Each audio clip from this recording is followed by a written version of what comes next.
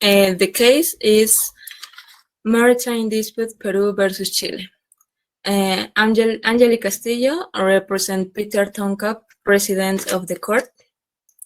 Escobedo Núñez, Melissa Yanela y Mejía Vargas Gonzalo represent Juez and Oc of the Part of Peru, Gilbert Guillaume.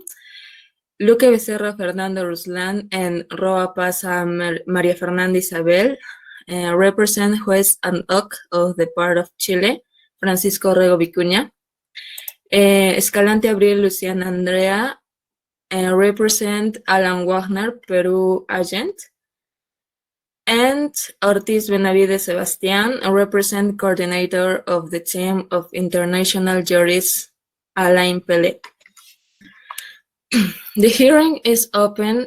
The court meets today to hear the oral arguments of the parties in the case called Maritime Dispute Peru against Chile.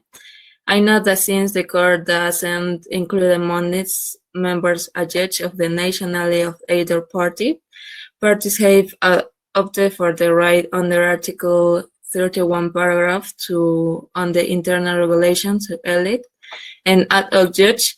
Peru has chosen Mr. Gilbert Guillaume and Chile has chosen Mr. Francisco Rego Vicuña.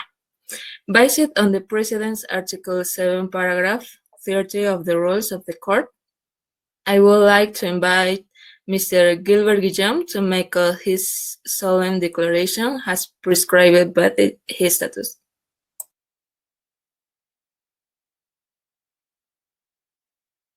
He solemnly declared that while fulfilling my duties and exercise my powers as a judge honestly and faithfully, with complete and absolute impartiality and with all consciences.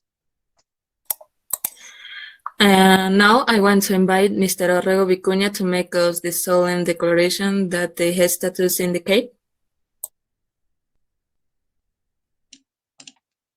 Solemnly declare that I will fulfill my duties and exercise my power as a judge honestly and faithfully with complete and absolute impartiality and with all conscience. Thanks. Therefore, I take note of the solemn statements of Mr. Guillaume and Orrego Vicuña, and I declare them duly and adjudged in the case of the maritime conflict between Peru and Chile. Now we are going to remind you of the main steps of the procedure that has been followed in this case. On January 16, 2008, Peru presented to the Judicial Secretary a request for a process against Chile for the maritime delimitation between the two states of the Pacific Ocean. In its request, Peru bases the jurisdiction of the court of the provisions of Article 31 of the American Treaty on Peaceful Resolution signed on April 30, 1948.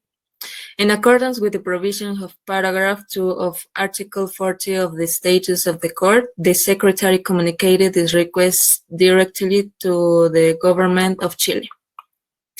By means of an order of March 31, 2008, the Court set the dates March 22, 2009 and March 9, 2010, respectively, as temporary places for the presentation of the Memorial of Peru and the Counter Memorial of Chile. Said memorials will present within the established deadlines, and later, through an order of April 27, 2010, the Court authorized the presentation of the response of reply from Peru and rejoinder from Chile, and set the dates November 9, 2010 and July 11, 2011 as the respective deadlines for the presentation of said greetings. The reply and the rejoinder were submitted with the time limit that's prescribed. Now I give the floor to His Excellency Ambassador Alan Wagner, agent of Peru. He has the floor.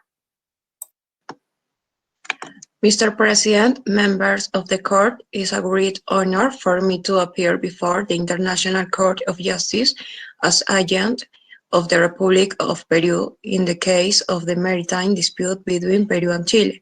This case is of the utmost importance for the government and the people on Peru, and at stake are the fundamental legal rights that international law recognizes for a coastal state such as Peru as regards maritime zones and the limitation of its maritime boundary with Chile so that an equitable solution may be reached. From the outset, I would like to express Peru's admiration for the contribution that this court has made and continues to make to the peaceful settlement of disputes and to the achievement of the objectives stipulated in the Charter of the United Nations.